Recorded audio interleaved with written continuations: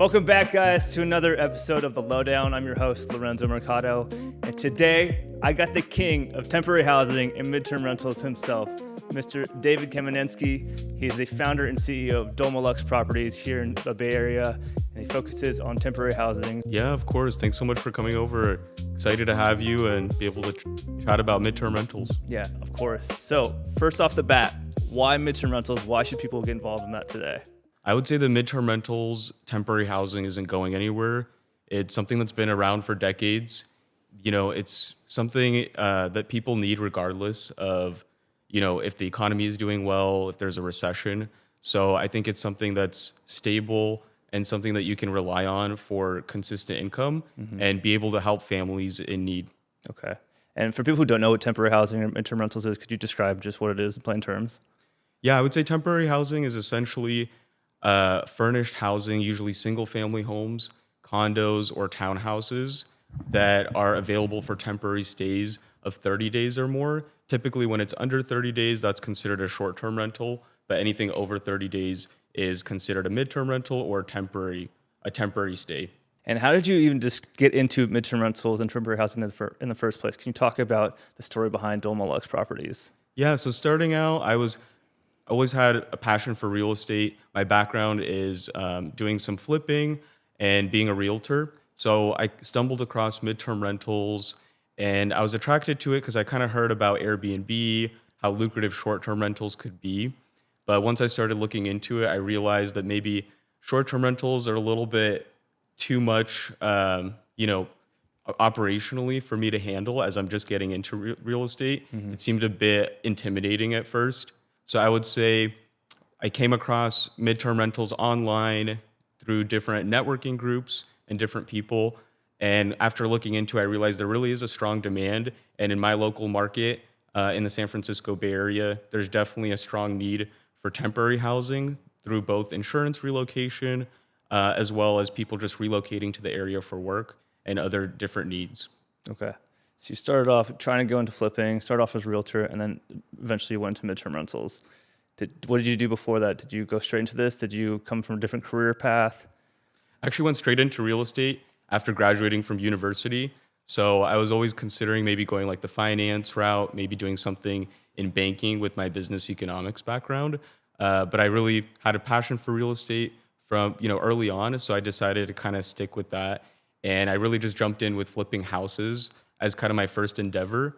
And when that was successful, it kind of gave me the confidence to continue with real estate, explore different avenues. And that's when I transitioned into doing real estate sales, before doing furnished rentals full time. Interesting. So you went down the non-traditional path. You went to college and then you went straight into real estate. What made you want to decide that you didn't want to go the corporate route? Yeah, it's just wanting to be an entrepreneur from a young age. I think I kind of always had that instinct and always motivated to do something for myself rather than building somebody else's company. And I like having the control of, my own outcome and just having that stability really attracted me. And I thought, I don't have much to lose at a young age, not having much savings, just being freshly graduated out of university. So I thought it was a good time to give it a shot, give it a try. And, if it doesn't work out, I really don't have anything to lose at that point, really. Yeah, no, I think that's great. As people get older, they start to have kids, they have a more stable family, they're married. It becomes a lot harder to take on risks. So if you're young and, you don't have a lot to lose, it's really important to just take risks because now's the best time to do it, for Definitely. sure. Yeah. So you graduated college and then you just decide to get into house flipping. It's not that easy in my opinion, to just go from thought to actually action, right? So how long did that actually take? And you said yourself you didn't have too much money, right? So how did you actually just jump into flipping right away? Yeah. So I actually had an opportunity to live out of state. My girlfriend at the time, we're now married, she got a job opportunity out of state as her first job as a nurse. So I took that as an opportunity to, explore a new market that was a lot less expensive. It was located in Utah, which is a lot more affordable than where I'm located here in California. So having that opportunity, I went into the move with a fresh perspective of trying to network as much as possible with contractors, realtors, wholesalers, people that can find me flips. And I think because I was able to build a really solid team of contractors, a good realtor that would find me good off-market deals as well. Building those systems in place allowed me to be successful with my first flips. And I really just did a lot of research online, like YouTube, and just kind of self-educating. And I figured, even if I don't make a lot of money on the first ones, at least it's a good learning experience. So I really did my best. And the two flips, we were able to do them in like 6 to 8 weeks. So it was a pretty quick time frame. And I was able to make like decent profit for the price range as someone starting out. So that really kind of gave me the reassurance to keep going. That's awesome. Yeah, I mean, to even have success on your very first one is great. My first one did not. I lost a decent amount on my first one, so that's awesome. How did that first couple experiences go for you? I know you made some money on it, but what was the big learning lessons and takeaways from those ones? Yeah, I would say the biggest learning lessons is just like the relationships that you make really goes a long way too. So I feel like the contractors and vendors that I was working with, I really try to build like a long-term,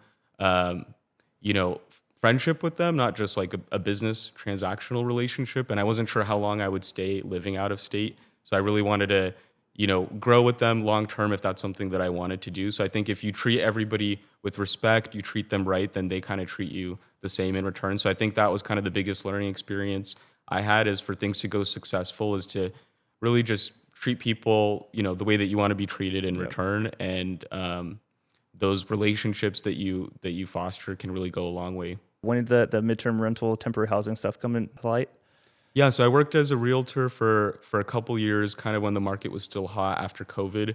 And then when the rates started to climb, I noticed a big shift in the market. And I felt like, the realtor commissions were not as stable. And so I was looking for something else that kind of gave me the peace of mind that, it's not just 100% commission-based type role. So I saw that the need for furnished rentals, I kind of started becoming educated on it, did a lot of research. And it was about 2023, about 3.5 years ago or so, is when I started Dolmalux Properties. And we just started managing, a handful of properties. And now we've been able to grow to a portfolio of about 50 properties that we manage. And that's throughout the San Francisco Bay Area and the Central Valley. So like Fresno, Clovis, we have a handful, as well as Stockton, Lathrop, Manteca area. So we kind of have a pretty good spread in California. And then we also do nationwide placements because we have those relationships with the insurance housing companies. They always have a lot of different needs on a national level. So we've been able to provide them quality properties with a really strong database of vetted landlords that we've worked with. What's that name, Dolmalux? How does that even come about? Yeah, Doma in Russian actually means home. Okay. So my parents are originally from Russia and Ukraine. Okay. And so the name of the company is always the idea to create a place that feels like home for people in times of distress and displacement. So that was kind of the company mission, is create really a home away from home for people. Yeah, that's so good. I love it, man.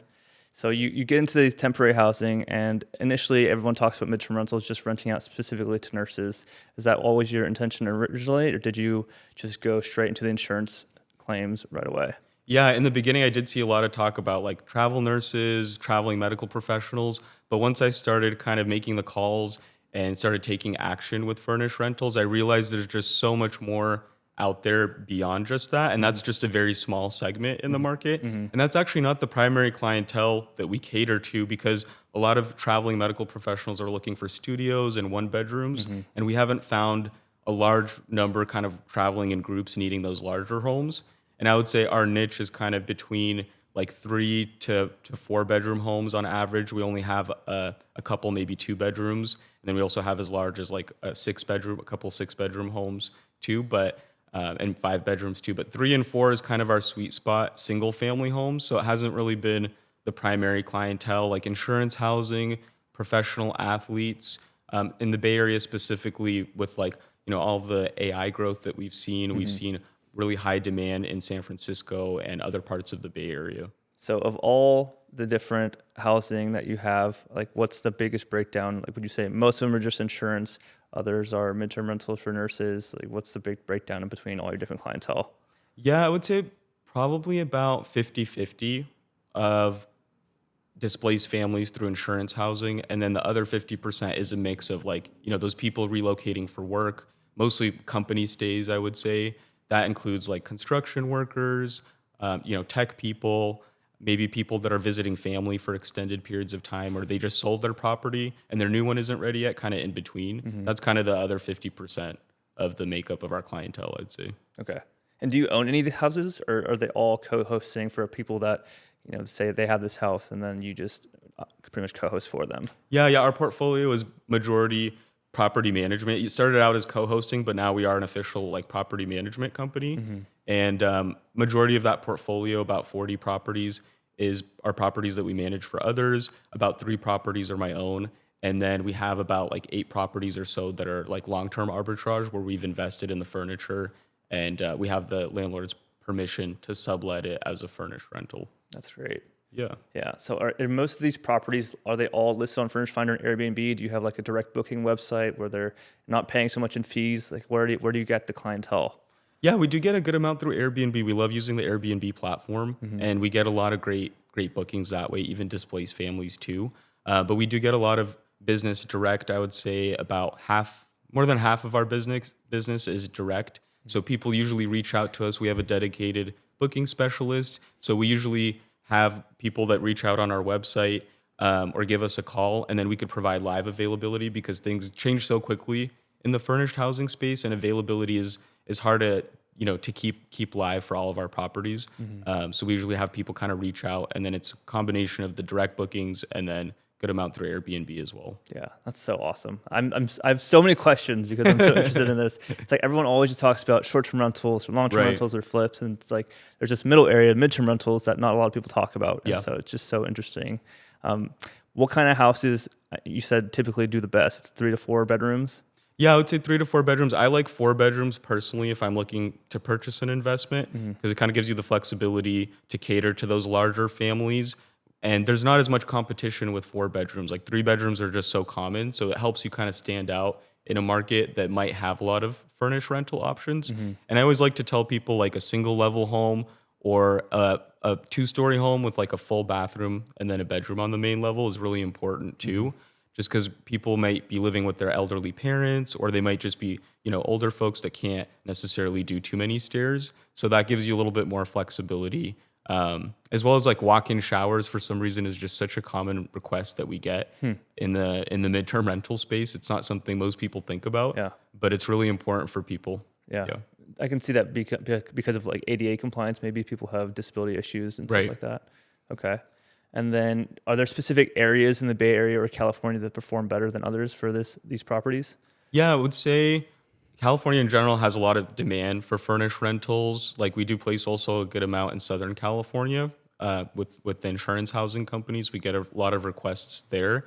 But in the Bay Area specifically, we're seeing the most demand concentrated in the Silicon Valley as well as San Francisco area. So that's where, the most growth with companies and kind of like in-person seems like requirements for people to go back to work are. So we're seeing the most demand in those areas, but a lot of the Bay Area has a lot of demand. We even have very strong demand in the Central Valley where people don't expect maybe there would be, but we do really well with our properties, in the Central Valley too. And our occupancy rates are slightly lower than the Bay Area, but still very, very solid demand for quality furnished rentals there too. Yeah, that's great. So if I have a house and it's not performing well on Airbnb, it's not performing well on Furnished Finder, how can I get someone from like an insurance company to be in my place? Yeah, I would say that having your property positioned well on all the platforms is probably the first step. So making sure that your pictures look nice, you're able to stand out like from other properties too, that you're not just kind of going to get lost in the mix and everything's looking really outdated. I think that's really important. And then listing on like Furnished Finder, Airbnb, Zillow, those are our favorite platforms to post on. And if there's a need out there, they're going to find the house and they'll reach out to you too. So a lot of people think maybe you need all the connections to get started, but just having a quality listing and being responsive to any leads that come in is the best thing that you could do. So do you still do a lot of outreach to insurance companies directly to say, I have this property, would you be interested in getting clientele? Or now you're at the point now where you're getting pretty much all referrals and just inbound business? I would say the majority is, referrals and inbound business. But there is maybe a portion of it, where we do want to maintain those relationships. So we might not be doing as much new outreach, but just nurturing those existing relationships, making sure that our current insurance relocation specialists we work with are happy is something we definitely prioritize and continue to do. Yeah. Are there specific insurance companies that you can talk about that people could maybe look up that could be a great way for them to connect with families? Yeah, I would say listing your property on ALE Solutions portal. That's a really large insurance relocation company that's really great to work with. Alacrity Solutions is another one. I would say those are probably my top two insurance relocation companies that I would definitely list your property on. If someone was looking to be one of your clients, like what's the typical expenses that they could or fees that you typically charge for a family? Yeah, that's a good question. So the initial investment for people would be obviously the furnishing of the property. So if you're starting from scratch, it is a little bit of an investment. So that kind of deters a lot of people if they're not fully convinced on the strategy and they're skeptical of the vacancy and what are the occupancy rates going to be like. So getting over that hurdle, I think, is the biggest challenge for people with the furnishing cost. But if you're willing to do the furnishing cost, or if maybe you're working with the house that's already furnished and might just need kind of like a partial redesign, a refresh, that's always a good route to go to, and you can kind of get started that way. And then again, like the professional photos, which cost between $300 to $400 maybe. Getting the property like deep clean before the first guest, that's another expense. And then like listing it on the platforms is pretty inexpensive. Like Furnish Finder's like $150 annual fee, and then there's no cost for the other ones. So that would be the main expenses, as you're starting out. And our team, if anybody's interested in, we have like a preferred designer that we use and we always refer our clients to. So it kind of helps take the heavy lifting off their plate and they can kind of get the property ready in just a few days. And we usually give owners kind of an analysis too at first, what kind of projections we think that they could make. And then they can kind of analyze, is it worth the investment for them to go the furnished rental route based on the returns that we think they could generate? Because there are cases where maybe a long-term rental can make enough revenue and it's not that much, more profitable to go the midterm route. So it's always important to look at the specific property. And we're always very transparent with our analysis because we want it to be a win-win situation and for the landlord to be successful and get those, rates and occupancy levels that they're looking for. Yeah. What's the fees that you typically charge for new clients? Yeah, our fees range from 15 to 20%. So we typically have like a dynamic pricing model. So if we rent the property under a certain amount, then we would charge less fees, like 15%. If we are able to rent the property at over a certain threshold, then our fees would go up to 20%. So it's kind of a flexible structure to protect owners' cash flow when we're not able to make as high of rates. And it helps us alleviate a little bit of pressure. If the property's vacant, we need to get it booked as soon as possible. We try to be flexible to, have the landlord's best interests in mind. Okay. Can you give specific numbers or just case studies of some of your favorite properties, like how much you're able to get through insurance companies or anything like that, so people can get an idea of how lucrative this can be? Yeah. There's one property in San Francisco, one of my favorite ones that has a really, really unique backyard with like a koi pond. It's pretty neat for San Francisco. It's a 3-bedroom home.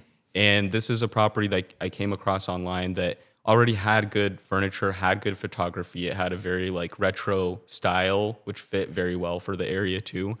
And I just noticed that it was just very undervalued and underpriced. And I don't think that maybe the property management company they were working with was very familiar with the current rates and very like, I guess, in the know with the market trends. So I noticed it was a little bit undervalued. I took on the property to manage after, I kind of explained to the owner what I think that it could be renting for. And I think because our team is so good at responding to leads so quickly and we have multiple listings in San Francisco, we're able to really get like a large pool of leads coming in for properties and kind of vet those leads and be able to book them quickly. So we were able to, she was renting it in like the 8,000 to 9,000 range. And we were able to get 13,000 a month for a 12-month lease, actually. Wow. And then they extended longer too. So that was kind of a longer booking than we normally do because our average is usually 3 to 6 months for a booking. So we were able to substantially increase the revenue on that one. I think we just booked it again at like 12 in the 12,000 range. So pretty similar. So we've been getting like 12 to 13,000 now versus the 8 to 9,000 per month that she was renting before. And it's only a 3-bedroom home. It is a spacious home and nicely done. But that's kind of to give people an idea of like what the rates could be, which is a bit more than the long-term rates a lot of the time. So it could be pretty lucrative. And for her, it's a win-win because she's able to save a lot of time managing the property. She did have a management company before, but they might have not been always doing the best job. She wasn't fully happy with their services. So us being able to come in, just alleviate that kind of headache off of her plate, and she's able to net more after our fees. It really made a lot of sense, and it's been a good experience. That's great. Yeah. And was that for a tech family, or was that for a displaced like insurance? So the history for that home, for example, is I would say 2 of the families so far have been displaced families, and then the one that was the 12-month booking, they actually had sold a property in San Francisco, and then they were renovating a new one. So the new one wasn't ready for quite a while. And it was like the perfect place for them because they love the neighborhood and everything. Wow. Yeah. That's crazy. The amount that you can make doing that versus a long-term rental or short-term rental.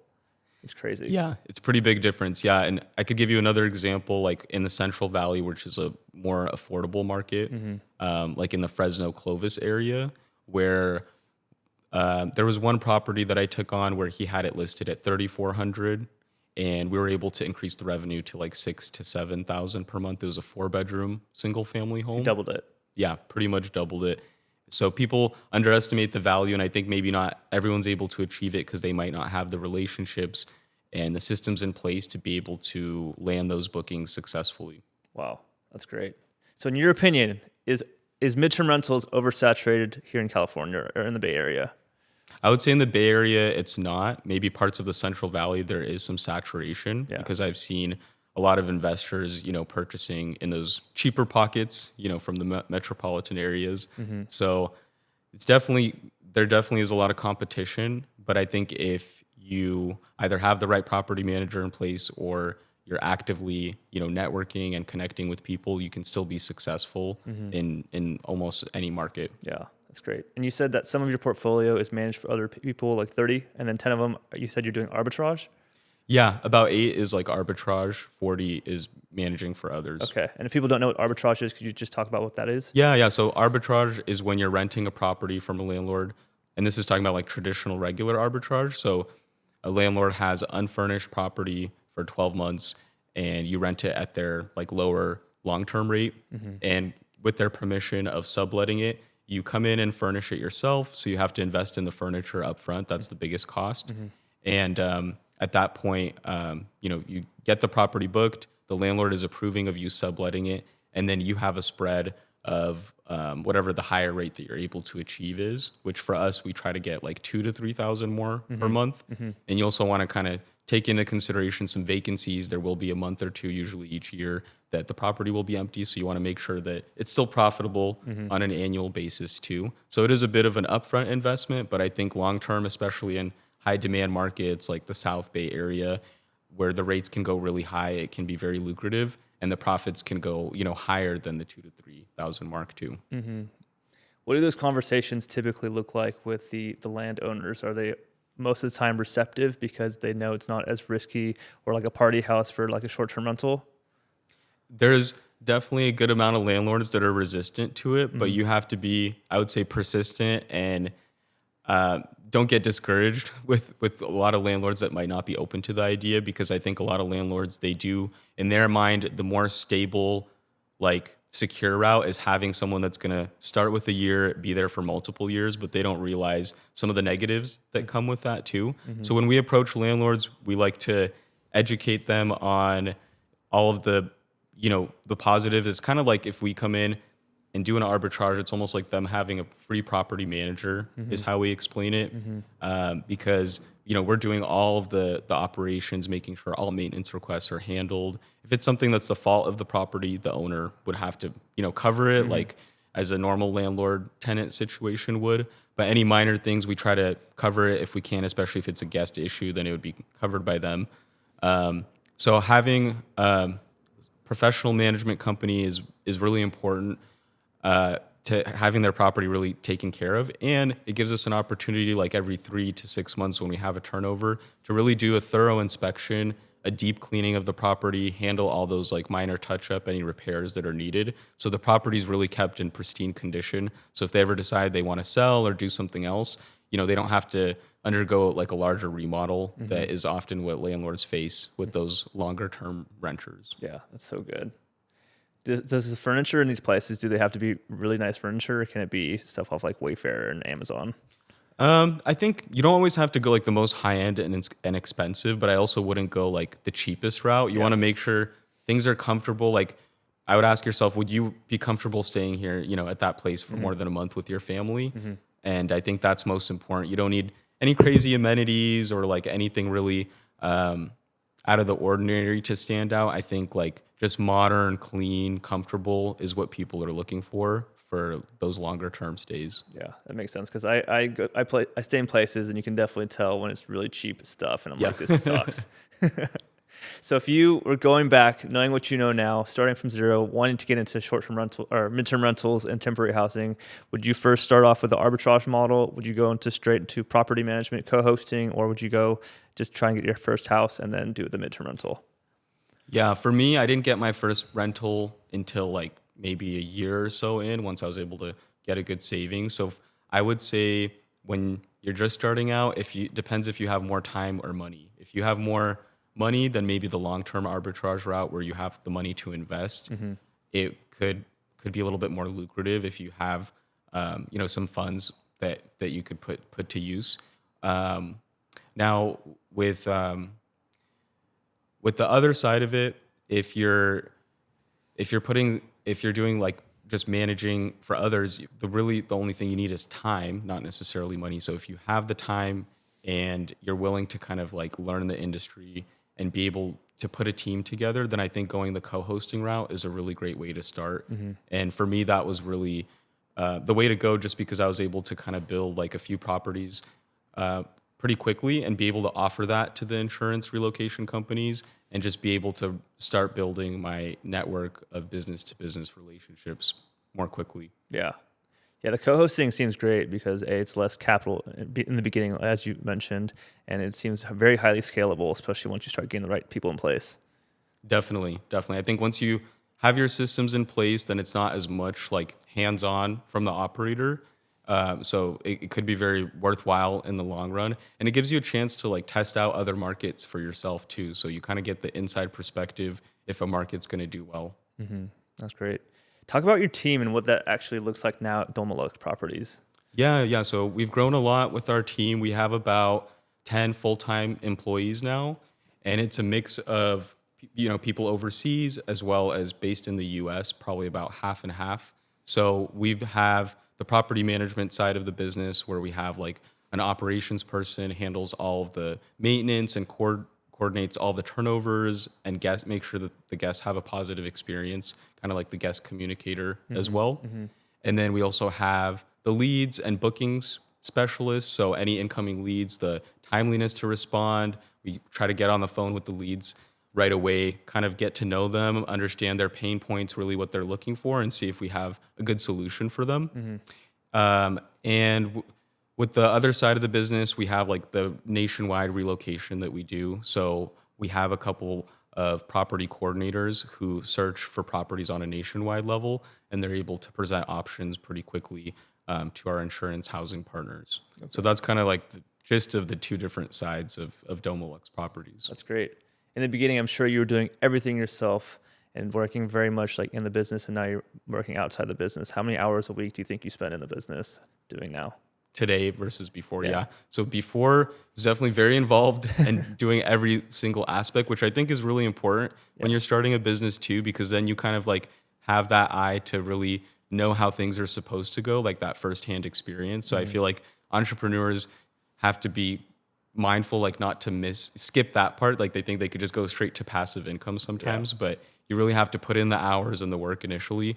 I would say that today I still do spend a good amount of hours just because we're constantly growing and, at a steady pace, but Always like to be challenged and implementing like different tools for the team to make sure we're always optimizing efficiency and everything. And I'm pretty involved with the training process with a lot of the team members and kind of have like an eye on everything that's going on. So I would say I probably work like a standard like 40-ish hour work week most of the time, but I do have a lot of flexibility to travel, which has been really amazing because my team does a great job like handling things if I am away. Yeah. And I could just step in during like escalations and things in those cases. So it's definitely allowed me a ton of flexibility and freedom, and I've been super grateful for that for sure. Yeah, and it's totally remote now?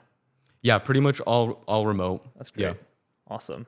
How have you implemented AI into your business? Yeah, so we're kind of in the early phases, I would say, of implementing AI. For now, we mostly just use Monday for our CRM. So we use a lot of different automations and things through Monday. But we are like looking into using Claude and different things and kind of working on some different ways to incorporate more AI. So that way just saves the team time so they can like do what they do best, working on the phone with our clients and focusing kind of their time on that. So I think there's a lot of great things to come, and it's been really useful tool. I use like Claude personally, but not so much like on a like company level yet as a team. Yeah, I know we're very, very much just scratching the surface of AI, and I feel like an idiot when it comes to it because I know so many other people who are using Claude and using it to build agents who are doing all these different automated tasks behind the scenes and writing all these codes with API. And I'm like, I have no idea what any of that crap is, but I definitely need to get into it really bad. Yeah, I think it could get a little overwhelming because you see so much online too, and it's like all these different things you could do. But I think that there's a lot to learn too. But I've definitely felt like there's a lot happening. Yeah, that's awesome. Well, thanks for sharing everything about the midterm rental stuff. I would love to go into your upbringing a little bit. I know I had his brother Alex on the show, and they're both involved in entrepreneurship. And so I would love to learn about your parents if you're okay talking about that. Were they involved in real estate or in business or anything, or did you guys just come into this on your own? Yeah, that's a good question. So my background, my parents, as I mentioned before, both immigrated from Russia and Ukraine. So I was born here in the U.S., but I do speak Russian as well because I was pretty close with my grandparents growing up. And my parents were not in real estate necessarily. They actually always encouraged me to kind of go the more traditional route to get your degree, get a good paying job. And in their eyes, I think real estate wasn't like necessarily like top of their list or something that they really encouraged me to do. But I still kind of had that feeling that this is something that I kind of want to pursue. And I started working at a pretty young age, like started working in the restaurant industry when I was like 15 and 16 years old. So I think that was a really valuable experience for me too, just like instilling like a hard work ethic in general at a young age. And I realized, like working in the restaurant industry that I definitely want to do more for myself. So it was very encouraging kind of just to see how tough the service industry could be. But I did work in restaurants kind of through university and through college for several years. I was a waiter for like 5 years. And that was a good experience too as well, just like being able to be personable with people. So I think there's a lot of transferable skills from customer service that could be transferred into the real estate industry. So that's kind of a little bit of background. And I'm glad that I stuck with real estate in the end, and I didn't let like my family necessarily discourage me. And I was kind of the one that first went into it, and then I convinced Alex to jump into, and then he really went full force. So it's been cool to see. Yeah. Well, I know for a fact, just meeting you, this is our first time meeting, that you're extremely personable, and so I can see how your business has completely boomed. And yeah, I think it's great that Alex has a brother like you to kind of help guide him also. Yeah. Yeah, I appreciate that. Yeah, of course. So what's the future look like for Dolmalux? Where do you see the future in the next 5 to 10 years? Yeah, I would say I see Dolmalux properties growing to continue, managing more homes throughout California, potentially expand to Southern California in the future for our property management division, and also growing to servicing more displaced families. I think that there's so much opportunity to like streamline the process more and be a value add to these companies and these families.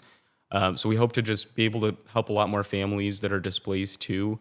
And it's been really rewarding just be able to help families during such a stressful time too, and just kind of like educating them too. So I want to be able to continue to do that and just be kind of like a helping hand for a lot of families that might be going through a tough time. Yeah. That's good. That's good.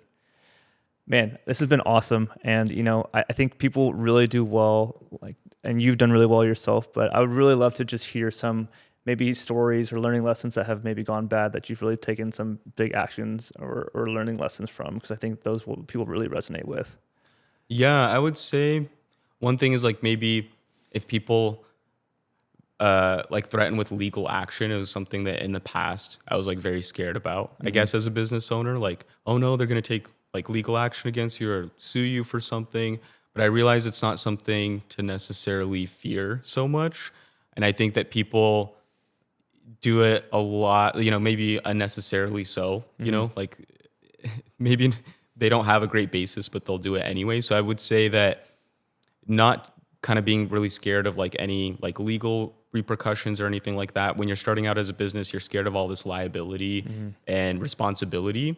So I think just kind of knowing like you can always consult with a legal professional, like if there's a specific matter, and just go about it the right way and resolve any problems that kind of might come up like that. So I think that's been a really important like learning lesson for me, growing a company. Yeah. So you've had one instance or a couple instances of maybe legal issues? Yeah. I had like one legal issue that came up and was able to resolve it. It was like a flip that I did actually. And it wasn't really related to the furnished rental stuff, but it was something that was really stressful to me. And I felt like it was just really uncomfortable experience overall. But after going through that experience, I realized afterward, like it wasn't that bad. And it's, there's always a resolution to any things like that. Any other big takeaways that you could give to the listeners about maybe they're just getting started or they're looking to get into real estate in general and looking to make that first jump? Like what's your biggest piece of advice? Yeah, I would say that do as much research as you can, but start taking action earlier on than you feel comfortable. Because I think a lot of people get stuck in that analysis paralysis phase, and they don't really. I think the best way to learn is by doing and making mistakes and getting that hands-on experience. So I would say, take the leap of faith in yourself, and it doesn't have to be like a risky financial decision. There's always ways you can kind of build slow and not jeopardize, a lot. And I think investing your time early on is really important to just being educated, and learning from mistakes. Yeah, that's so good. Do you have a favorite podcast, favorite book, or favorite person that you look up to? I would say Dan Martell is a great podcast, something I listen to often. Yep. Someone I look up to. I love how he's implementing AI and just kind of always looking to be ahead of the curve. And I feel like he shares a lot of good knowledge also on how to balance your time and how to build a company that runs itself and that doesn't run you, I guess. Yeah, no, Dan's great. I love his book, Buy Back Your Time. It's something I'm really, really passionate about too. It's just hire people who are really good at the things you suck at, and then that's how you really can scale your business as well. So yeah. Well, David, this has been awesome. I appreciate you so much for providing so much value to everyone. If people want to get in touch with you or learn about Dolmalux properties, how can they do so? Yeah. They could check us out online at dolmaluxproperties.com, or they can send us a message on our Instagram page, which is also Dolmalux Properties. Awesome. Yeah. Well, everyone, thank you guys for tuning in. Thank you for listening. And if you guys found any value from today's episode, please give this a thumbs up, a 5-star, and share it with someone who really needs to hear this. So as always, I'm Lorenzo Mercado. This has been The Lowdown. See you guys on the next one. Peace. Thanks, Lorenzo. Yep.